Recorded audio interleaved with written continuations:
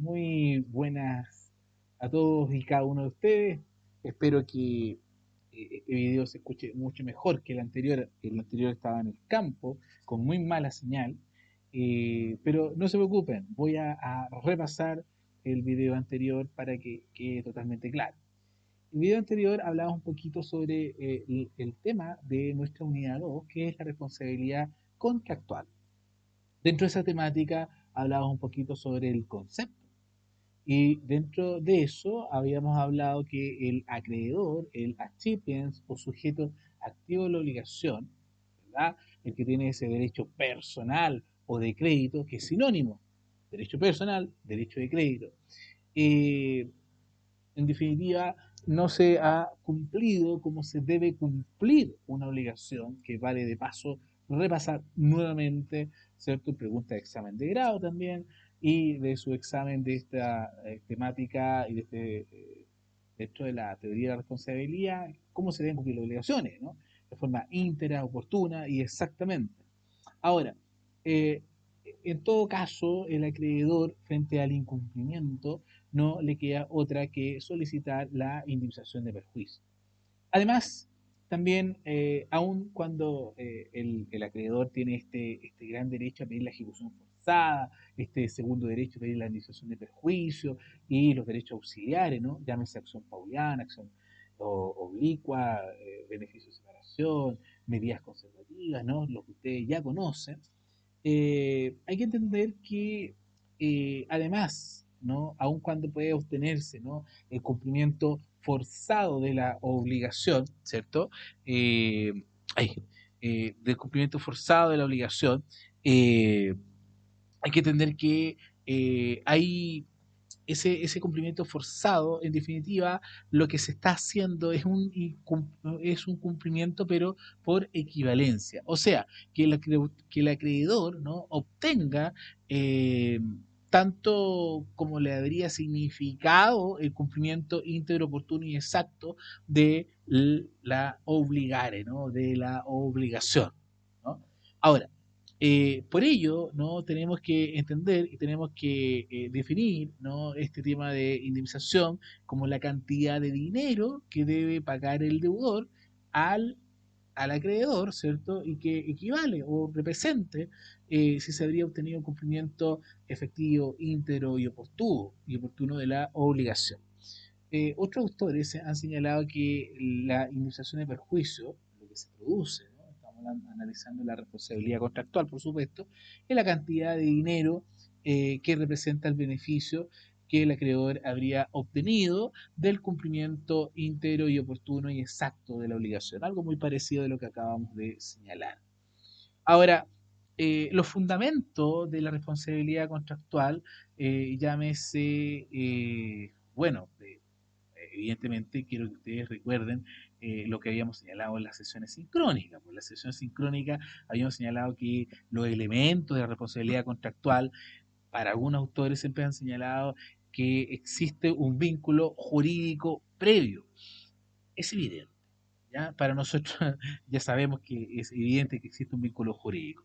Pero sí importante, el primero elemento, el retardo imputable, la constitución en mora, ambos del deudor, o sea, retardo imputable al deudor, constitución de mora del deudor y el perjuicio del acreedor. ¿Okay? Solamente repasar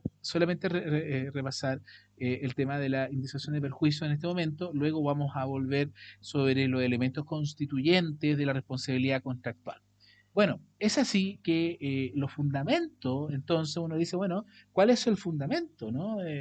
Sin perjuicio que el video anterior habíamos dejado de título las clases de indemnización, pero es menester repasar esto. ¿Por qué? Porque en el video anterior no se escuchaba muy bien y ahora vamos a repasarlo brevemente. Bueno, lo primero, el fundamento de la responsabilidad y la inserción de perjuicio es que el incumplimiento importa, primero, una violación al sistema jurídico. ¿Por qué? Uno dice, bueno, ¿por qué? Porque existe un daño que se ha producido a una persona que tiene, que se compromete con otra, con la confianza, ¿no? De el cumplimiento, ¿no? Que ambos van a ganar Y yo contrato con una persona, evidentemente, no para perjudicarme. Yo contrato con una persona para los efectos de ganar, y él gana, yo gano, y evidentemente hay costos, por supuesto, pero finalmente las ganancias, ¿no? del contrato o las esperanzas del contrato son evidentemente mayores del perjuicio, si no, nadie contrataría, por supuesto. Por lo tanto, el incumplimiento importa una violación. Y es tan importante esto que es por esto que, por ejemplo, el deudor no cumple, se presume la culpa. Se presume la culpa. Bien, en materia contractual. En materia contractual, además, se gradúa la culpa. ¿Ya? Ahora, pero profesor, ¿por qué se presume la culpa? Porque lisa y llanamente, eh, al momento del incumplimiento de la obligación, tú no cumples, evidentemente tú estás actuando culposamente. ¿Ya? Ahora, por la misma razón, dentro de los fundamentos de la indemnización de perjuicio, que por cierto, uno de los fundamentos es necesario, digamos, indemnizar, ¿no? Indemnizar, ¿por qué? Porque existe un incumplimiento, porque existe una violación al sistema jurídico. Ahora, por la misma razón, la indemnización de perjuicio constituye una sanción civil de un acto que es de carácter ilícito, violatorio de una norma jurídica y que lleva envuelto el incumplimiento. ¿Ya? Y otro fundamento es que la indemnización de perjuicio tiende por ello, ¿no? A forzar al deudor a cumplir a fin de evitar tener que pagar. ¿No? Ahora, eh, la indemnización de perjuicio, ¿no? Hay otras formas y las características fundamentales de la indemnización de perjuicio son que tienen que reparar el perjuicio sufrido por el acreedor por el incumplimiento imputable. Es por eso que ahí está el primer elemento de esta responsabilidad contractual que estamos hablando, estamos conversando en estas sesiones sincrónicas, en estos videos semanales, ¿no? Que es el retardo imputable al deudor. O sea, debe ser imputable. ¿Ok? Y este juicio de imputabilidad objetiva, ¿no? Que podríamos llegar a decir, el incumplimiento imputable al deudor, o sea, debe ser por un hecho suyo, eh, que evidentemente que no implica un cumplimiento igual al que debió prestarse. Existe entonces una... Depende de la obligación que nosotros estamos. O sea, ¿por qué? Porque si nosotros hablamos de un retardo imputable, va a ser imputable al deudor siempre y cuando este no pueda alegar caso fortuito fuerza mayor, ¿te das cuenta? Porque evidentemente la regla general, a la luz del artículo 1547 del Código Civil, es que el deudor no responde por caso fortuito fuerza mayor, salvo que se encuentre constituido en mora y salvo que el deudor haya, por culpa del deudor, haya ocasionado, ¿no? O se haya producido el caso fortuito, ¿no? Por una situación de riesgo, ¿no? Por un actuar temerario también, ¿no? Por crear esa situación de riesgo también. Bueno, y además nosotros agregamos un tercer caso, aparte de que el caso fortuito haya sobrevenido por culpa del deudor y la constitución en mora que sí responde a pesar de estar en caso fortuito fuerza mayor. Agregamos que el actuar doloso. ¿Por qué? Porque en el actuar doloso no solamente bueno, la regla general, vamos por la regla general, vamos en orden. En 1558 el Código Civil nos señala que en materia contractual las partes solo responden de los perjuicios previstos, no de los imprevistos. Pero, ¿qué pasa cuando uno de los contratantes actúa dolosamente? No solo va a responder de los perjuicios previstos, sino también de los imprevistos. Previstos, imprevistos. Eh, por lo tanto, se agrava la responsabilidad contractual. Recordado eso, existe entonces, como vemos, diferentes tipos de obligaciones.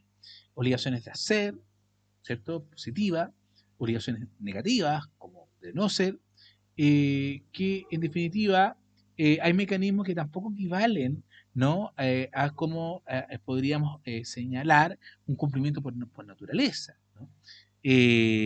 ¿Por qué? Porque en definitiva, si no se puede deshacer lo hecho, tenemos que ver la reconvertibilidad de la cosa, o sea, que se traduce en la indemnización de perjuicio, a propósito de la obligación de no hacer, o en las obligaciones de hacer, ejecutar, forzar a ejecutar lo que tiene que hacer, incluso hacerlo mediante un tercero, ¿ya? A expensa, evidentemente, del deudor, no está pagando el acreedor. Entonces, el cumplimiento forzado y no indemnización, y por eso hemos sostenido a lo largo de las clases que siempre las obligaciones de dinero, la parte de poder indemnizar, resarcir, procuran un cumplimiento por analogía y no por equivalencia.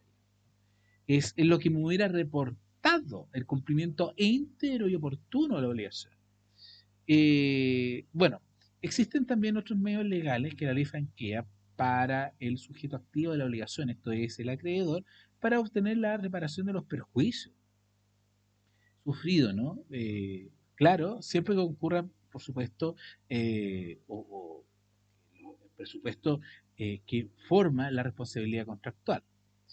Ahora, eh, son principalmente, podríamos llegar a señalar, la resolución y la nulidad, ¿ya?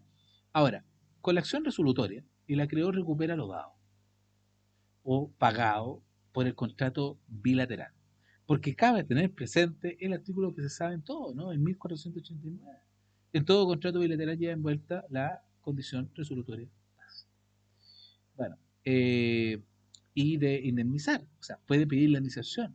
Lo que confirma, en definitiva, que la acción de indemnizar es distinto, ¿no? A lo que nosotros estamos conversando ahora.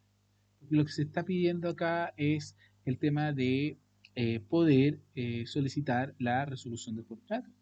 Eh, y recupera lo que se ha dado o pagado por ello por parte del acreedor.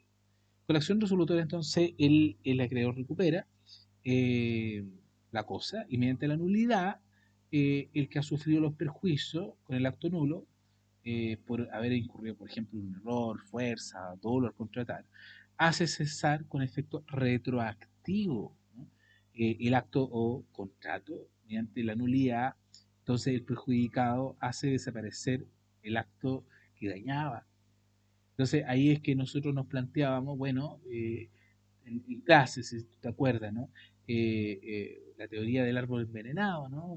Si el acto es nulo, todos los hechos concadenados, ha dicho acto es nulo. Y por lo tanto, la nulidad hace que el acto no exista, ¿no? Para algunos, ¿no? Que la teoría de la inexistencia. Pero la nulidad también hace eh, que el acto no llegue, como está viciado, nació viciado el mundo jurídico y por lo tanto hay que declararlo nulo. ¿Cuál es el efecto jurídico de aquello? Es que no hay contrato, no podemos establecer un vínculo y por lo tanto se tendría que regir por las reglas de responsabilidad extracontractual. Bueno, eso ya lo discutimos, da para mucho y vamos a seguir, ¿no? Naturaleza, también nosotros hablamos en el video anterior, la naturaleza jurídica de la obligación de indemnizar los perjuicios. Eh, para la mayoría de los autores, indemnizar los perjuicios es la misma obligación que dejó de cumplirse y que frente a dicho incumplimiento lo que cambia es el objeto. En vez de perseguirse el cumplimiento de la obligación tal como ella se ha originado en un inicio, se pretende que la suma de dinero represente al acreedor lo mismo que le había significado en su patrimonio obtener el cumplimiento oportuno, íntegro, exacto de la obligación.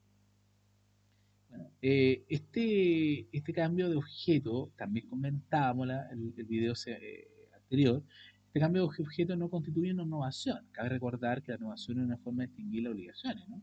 Es donde se sustituye una obligación primitiva por otra, por lo tanto la otra queda extinguida, ¿no?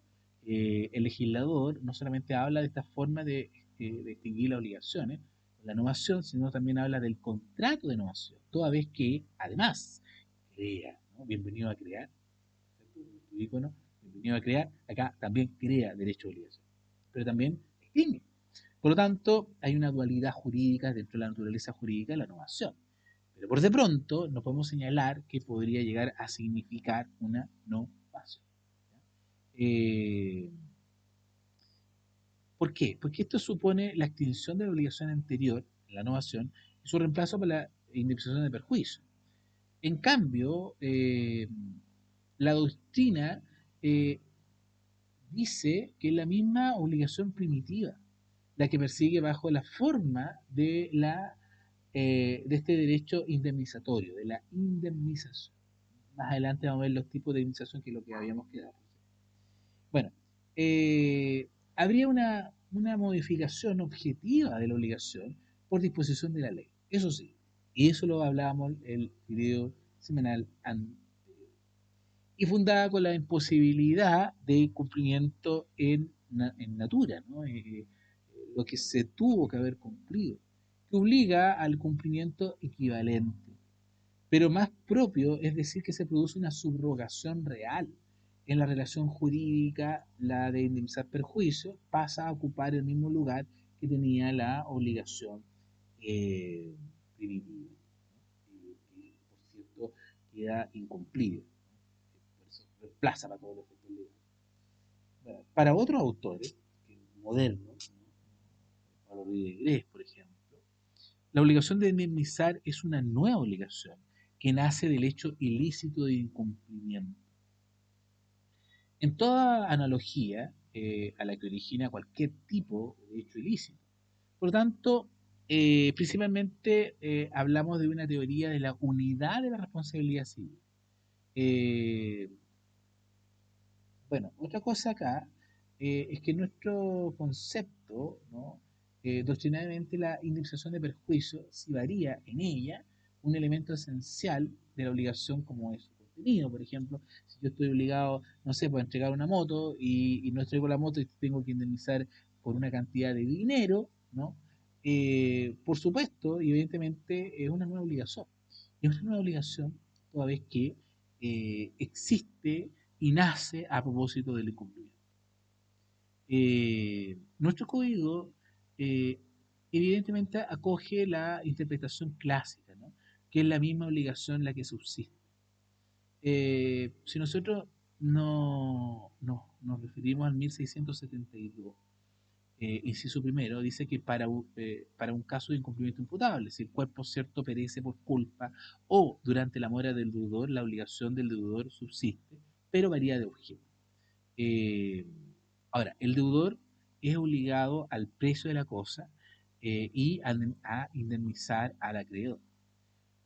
Lo cual lo confirma también otra disposición legal del artículo 1555, inciso primero, según el cual dice que toda obligación de no hacer una cosa resuelve de la indemnizar los perjuicios. Si el deudor contraviene, por supuesto, y no puede deshacer lo hecho, o sea, la reconvertibilidad de la cosa. Ahora, eh, el contrato no se extingue por el incumplimiento. Y la indemnización lo que viene a hacer es reemplazar la obligación que cambia de objeto. La prestación que el deudor se obligó a efectuar es sustituida por la indemnización. O sea, eh, la doctrina que sigue nuestro Código Civil es la clásica, es una sustitución. O sea, ya, tú no pagaste la moto, ok, me tienes que indemnizar lo que vale la moto. Es como si tú me has entregado la moto, pero me tienes que pagar en dinero el equivalente. Entonces, eh, es importante, esto es importante puesto que tiene que resolverse, ¿no? La obligación anterior. Desde otro punto de vista, la obligación de indemnizar, no es así, es subsidiaria y eventual en relación a la convenida. O sea, yo no contrato bajo el supuesto de que tengo que saber que voy a indemnizar. ¿Por qué? Si yo voy a cumplir. Esa es la idea, digamos, ¿no? No es necesario llegar a este tema de la indemnización de perjuicio. Eh, Ahora, hemos ya resumido, ¿no?, el video anterior, ahora nos toca hablar sobre las clases de indemnización. ¿Ya?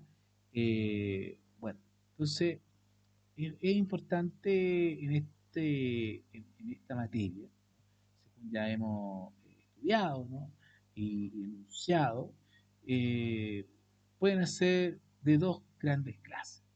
Primero, en relación a los elementos de la responsabilidad contractual. Repaso de nuevo. Retardo imputable al deudor, evidentemente un vínculo jurídico previo. El retardo imputable al deudor, la constitución en mora y el perjuicio. Cuando nosotros hablamos de perjuicio, y lo hablábamos en las clases sincrónicas, el acreedor se encuentra en perjuicio a la luz del artículo 1556, ¿no? Que dice la iniciación de perjuicio comprende el daño emergente, el juicio santo, ya provengan de no haberse cumplido la obligación. Primera situación en que el acreedor se encuentra en perjuicio, que no se cumple la obligación, o que se cumple, pero imperfectamente. Segunda situación. O existe una tardanza en el incumplimiento. Estas son las tres grandes situaciones en que, en materia de responsabilidad contractual, el acreedor, el sujeto activo de la obligación, se encuentra en perjuicio. ¿Ya? Yo te voy a preguntar en el examen cuáles son las tres grandes situaciones en que el acreedor se encuentra en perjuicio. ¿Ya? Las dos primeras hablamos de una indemnización compensatoria y la última, una tardanza, hablamos de una indemnización moratoria. ¿Ya? ¿Por qué? Porque no se cumplió oportunamente. ¿Ok? Entonces, tenemos que partir hablando de la indemnización compensatoria. Eh, bueno, interesante entonces analizar esto.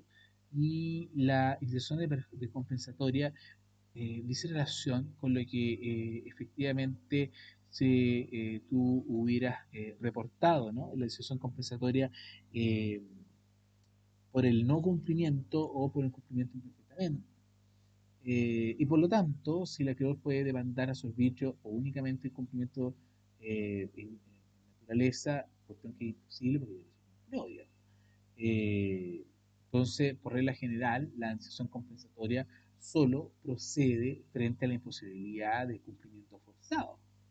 Porque claro, porque la idea es que primero nos vamos al cumplimiento forzado y luego nos vamos a la indemnización compensatoria. ¿Por qué?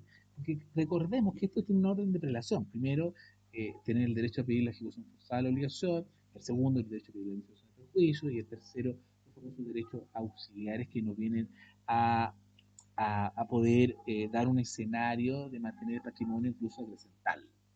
Bien, eh, ahora, por regla general, habíamos señalado que la indemnización compensatoria solo procede ante la imposibilidad de cumplimiento forzado.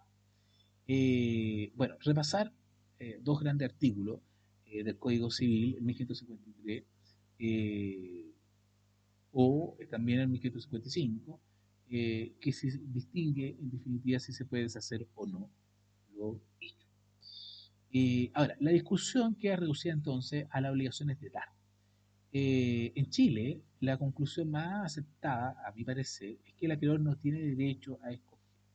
Si el deudor no cumple, pero aún es posible el cumplimiento forzado, el acreedor no está facultado para pedir derechamente la indemnización compensatoria, sin antes haber intentado, a lo menos, la ejecución coactiva. En la doctrina extranjera, podemos señalar, en cambio, reconocer este derecho del acreedor alternativo, que él puede elegir, o tanto el cumplimiento forzado o la indemnización de perjuicio. Ahora, la opción autoriza, por ejemplo, si y solo si existe una cláusula penal, por ejemplo, que dice en relación con una evaluación anticipada de perjuicios. Pero eso es a propósito de la voluntad de las partes. Eh, bien, el acreedor entonces podemos resumir en las obligaciones de dar deberá agotar todos los medios de cumplimiento en naturaleza. Y probado que él ya es imposible, tendrá derecho a esta famosa indemnización compensatoria. Bien, eh, tengo otra cosa que comentarles. respecto de esta materia. Eh, en resumidas cuentas, uno podría llegar a señalar que la indemnización compensatoria reemplaza total o parcialmente el objeto de la obligación. En cambio, la moratoria tiene por objeto reparar los daños ocasionados o causados por la tardanza en el cumplimiento de la obligación. Eh, Voy a adentrarme ahora si es acumulable tanto la indemnización compensatoria y el cumplimiento. La regla general es que no. O sea, hay una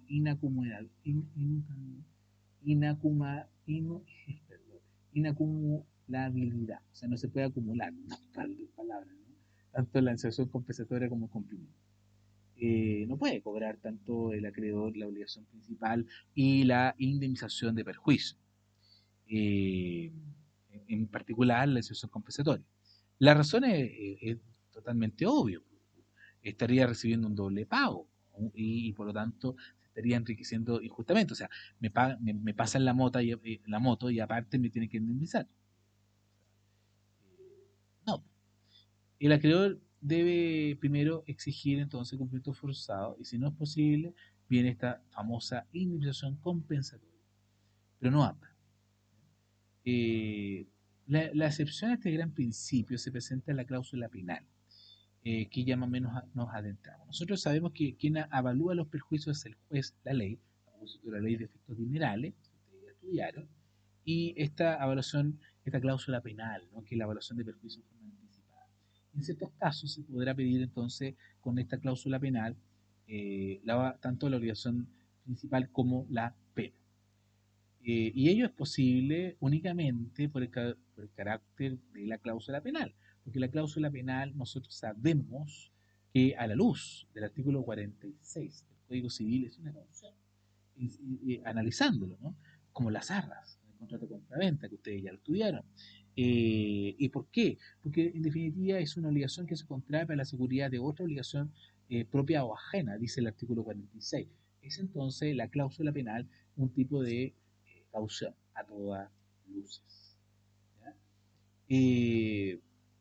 Entonces por eso que tiene el carácter de caución y que además del de la carácter de indemnitoria.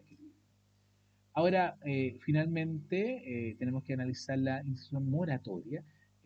Frente a este escenario, la indemnización moratoria, como ya se había resumido anteriormente, si la compensatoria, la indemnización compensatoria que habíamos hablado, repara el perjuicio que significa el incumplimiento en sí mismo el llanamente el cumplimiento imperfecto, la, la indemnización moratoria indemniza el atraso en el cumplimiento.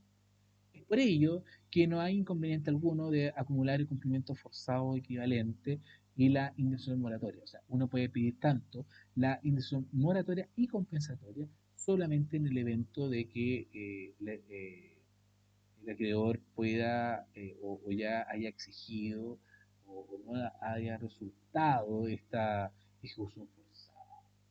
También puede cobrar tanto la indemnización compensatoria como la moratoria algún precepto que me recuerdo en este momento del artículo 1553, que permite que la obligación de hacer, además de los perjuicios por la mora, solicitar también la indemnización compensatoria, reafirmando entonces lo asentado en este video semanal, en estas últimas palabras de este autor. Bien, requisito de la indemnización de perjuicio, podemos señalar que el incumplimiento de la obligación equivale a la acción u omisión del autor del hecho ilícito. Sobre este punto ya hemos hablado. La existencia de perjuicio, evidentemente, la relación de causabilidad entre el incumplimiento de los perjuicios, la imputabilidad del perjuicio por culpa o dolo del deudor. Y que no concurra alguna causal de exhibición o exención de responsabilidad del deudor y la mora del deudor. Bueno, eso es importante puesto que con eso y solamente así nace la famosa responsabilidad contractual, concurriendo además los requisitos que nosotros ya hemos hablado sobre la responsabilidad contractual, que hemos repasado en este video. vamos a dejar como título, ¿no? Para el próximo video, ¿no? Vamos a seguir hablando sobre los elementos constitutivos de la responsabilidad contractual y en particular un tema que me importa a mí es la prueba de los perjuicios. ¿Ok? Esa materia vamos a hablar el próximo video semanal, ¿no? La prueba de los perjuicios. Bien, espero que se haya escuchado mucho mejor y les deseo muy buen término este mes y ya nos veremos prontamente, ¿no? En la sesión 50. Muy bien, ¿eh? Hasta luego.